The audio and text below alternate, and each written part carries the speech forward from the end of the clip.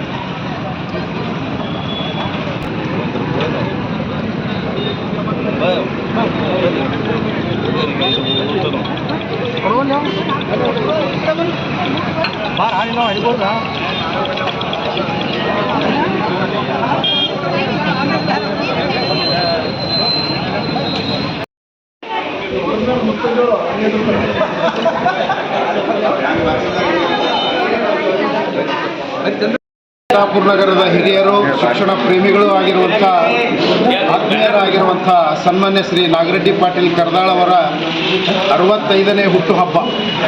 ಬಹುಶಃ ಪ್ರತಿಯೊಬ್ಬ ಹುಟ್ಟಿಗೆ ಹಬ್ಬ ಅಂತ ಕರಿತೀವಿ. ಈ ಹುಟ್ಟುಹಬ್ಬವನ್ನು ಹೇಗೆ ಆಚರಣೆ ಮಾಡ್ತೀವಿ ಅಂತ ಕೇಳಿದರೆ, ಯಾವುದಾದ್ರೂ ಒಂದು ಹಬ್ಬ ಬಂದರೆ ಎಷ್ಟು ಖುಷಿ ಇರ್ತಾರೆ ಎಲ್ಲರೂ, ಹಾಗೆ ಈ ಹುಟ್ಟುಹಬ್ಬವನ್ನು ಹಬ್ಬದ ರೀತಿಯೊಳಗೆ ಆಚರಣೆ ಮಾಡುವಂಥ ಹುಟ್ಟುಹಬ್ಬವನ್ನು ನಮ್ಮ ನಾಗರೆಡ್ಡಿ ಪಾಟೀಲ್ ಕರದಾಳ್ ಅವರು ಬಹುಶಃ ಇಷ್ಟು ವರ್ಷ ಅಂತೂ ನಾನು ನೋಡಿಲ್ಲ. ಬಹುಶಃ ಅವರು ಮಾಡ್ಕೊಂಡಾರೋ ಬಿಟ್ಟಾರೋ ಅಥವಾ ಮನೆಯೊಳಗೆ ಮಾಡ್ಕೊಂಡಾರೋ ಗೊತ್ತಿಲ್ಲ. ಸಾರ್ವಜನಿಕವಾಗಿ ಇದಕ್ಕೂ ಬೇಡ ಅಂದಿದ್ರು ನಾವೆಲ್ಲರೂ ಕೂಡ ಪ್ರೀತಿಯಿಂದ ಅಭಿಮಾನ ಬಳಗದವರು ಕೂಡಿ ಈ ಹುಟ್ಟುಹಬ್ಬವನ್ನು ಆಚರಣೆ ಮಾಡ್ತಾ ಇದ್ದೀವಿ ಅಂತ ತಿಳ್ಕೊಂಡು ನಮ್ಮ ನಾಗರಾಜ್ ಬಂಕಲಿಗಿ ಸಾವುಕಾರ ಹೇಳಿದ್ರಲ್ಲ, ನಿಜವಾಗಿ ಕೂಡ ಬಹಳ ಖುಷಿ ಅನಿಸ್ತದೆ. ಇವತ್ತು ಒಬ್ಬ ವ್ಯಕ್ತಿ ಎಂಥ ಶಕ್ತಿ ಇರ್ತದೆ ಒಬ್ಬ ವ್ಯಕ್ತಿಯಲ್ಲಿ ಅಂತ ಕೇಳಿಕೊಂಡಾಗ, ಇವತ್ತು ಚಿತ್ತಾಪುರ ಪಟ್ಟಣದಲ್ಲಿ ಪಟ್ಟಣ ಪ್ರವೇಶ ಮಾಡಬೇಕಾದ್ರೆ ಬಸವೇಶ್ವರ ಮೂರ್ತಿ ಅನಾವರಣವನ್ನು ಇವತ್ತು ಅದಕ್ಕೆ ಬಹಳಷ್ಟು ಸಹಾಯ ಸಹಕಾರ ಪರಿಶ್ರಮ ಪಟ್ಟಂಥ ವ್ಯಕ್ತಿ ಯಾರಾದ್ರಿದ್ರೆ ಅದು ನಾಗರೆಡ್ಡಿ ಪಾಟೀಲ್. ಬಹಳ ಖುಷಿಯಿಂದ ಹೇಳಬೇಕಾಗ್ತದೆ. ಯಾಕಂದರೆ ಯಾವ ವ್ಯಕ್ತಿ ಯಾವ ಕೆಲಸವನ್ನು ಮಾಡಿರ್ತಾರಲ್ಲ ಅವರು ಮಾಡಿದ್ದಾರೆ ಅಂತ ಹೇಳಿದರೆ ಇನ್ನೂ ಪಟ್ಟಣಕ್ಕೆ ಅನೇಕ ರೀತಿಯಾಗಿರುವಂಥ ಕೆಲಸಗಳು ಆಗ್ತಾ ಇದ್ದಾವೆ. ಅಂಥ ಒಂದು ಕೆಲಸವನ್ನು ನಾಗರೆಡ್ಡಿ ಪಾಟೀಲ್ ಕರದಾಳ್ ಅವರು ಎಲ್ಲರನ್ನ ಕರ್ಕೊಂಡು ಪ್ರೀತಿಯಿಂದ ಅವರ ಪ್ರೀತಿಯನ್ನು ಹೃದಯವನ್ನು ಗೆದ್ದು ಆ ಒಂದು ಬಸವೇಶ್ವರ ಮೂರ್ತಿ ಅನಾವರಣವನ್ನು ನಾನು ಎಲ್ಲ ಕಡೆ ಹೇಳ್ತಿರ್ತೀನಿ.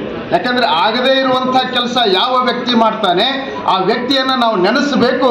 ಆ ವ್ಯಕ್ತಿ ಮಾಡಿದಾನಂತ ಹೇಳಿದಾಗ ಆ ವ್ಯಕ್ತಿಗೂ ಕೂಡ ಒಂದು ಖುಷಿ ಆಗ್ತದೆ. ಇನ್ನೂ ಏನಾದರೂ ಮಾಡಬೇಕಲ್ಲ ಪಟ್ಟಣದಲ್ಲಿ ಅನ್ನುವಂಥ ಒಂದು ಹುರುಪು ಹುಮ್ಮಸ್ಸು ಬರ್ತದೆ. ಅದೇ ರೀತಿಯಾಗಿ ಬಸವ ಜಯಂತಿ, ನಮ್ಮ ಚಿತ್ತಾಪುರ ಪಟ್ಟಣದಲ್ಲಿ ಬಸವ ಜಯಂತಿಯೂ ಕೂಡ ಆಗ್ತಿರಲಿಲ್ಲ.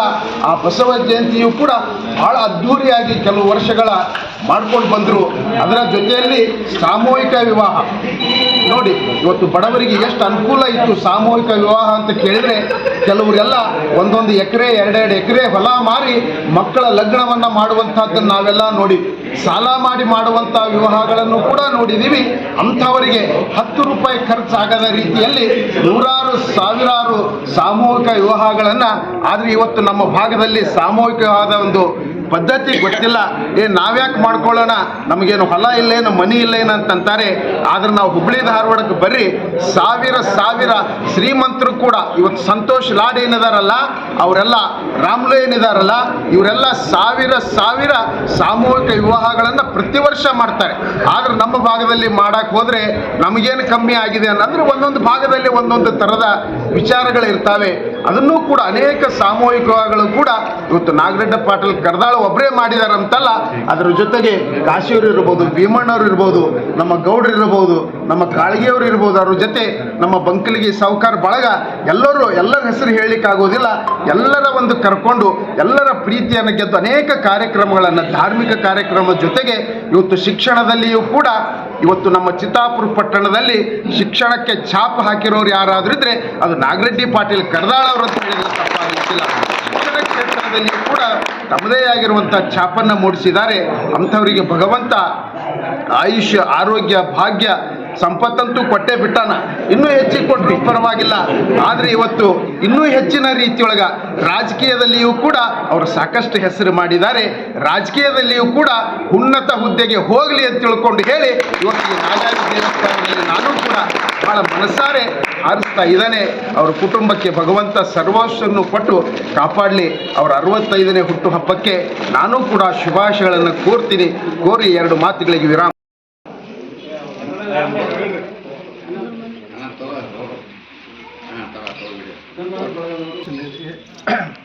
ನನ್ನ ಹುಟ್ಟುಹಬ್ಬವನ್ನು ಆಚರಣೆ ಅಂಗವಾಗಿ ಸೀರೆಗಳು, ಹಣ್ಣುಗಳು ವಿತರಣೆ ಮಾಡಿದ ಸಮಾರಂಭದ ಸಾನ್ನಿಧ್ಯ ವಹಿಸಿದಂಥ ಪೂಜ್ಯ ಶ್ರೀ ಶಿವಾಚಾರ್ಯ ಪಾದಕ್ಕೆ ನಮಸ್ಕರಿಸುವ ಮುಖಾಂತರ ನಮ್ಮ ಪಕ್ಷ ಅಧ್ಯಕ್ಷ ಭೀಮಣ್ಣ ಸಾಲಿಯವರು ಒಳಗೊಂಡಂತೆ ಈ ವಿವಿಧ ಪಕ್ಷದ ಪದಾಧಿಕಾರಿಗಳು ಮತ್ತು ನಮ್ಮ ಅಭಿಮಾನಿಗಳಲ್ಲಿ ಒಂದು ಕಳಕಳಿ ಮನವಿ ಅಂತ ಕೇಳಿದರೆ, ಸುಮಾರು ವರ್ಷಗಳಿಂದ ಈ ಹುಟ್ಟುಹಬ್ಬವನ್ನು ಆಚರಣೆ ಮಾಡಿಕೊಳ್ಬೇಕು ಅಂದ್ಬಿಟ್ಟು ಸಾಕಷ್ಟು ಸಲ ಅಭಿಮಾನಿಗಳವರು ಕೂಡ ಶಾಲು ಸನ್ಮಾನ ಮಾಡಲಿಕ್ಕೆ ಬಂದಾಗ ಕೂಡ ನಾನು ತಿರಸ್ಕಾರ ಮಾಡಿದ್ದೆ.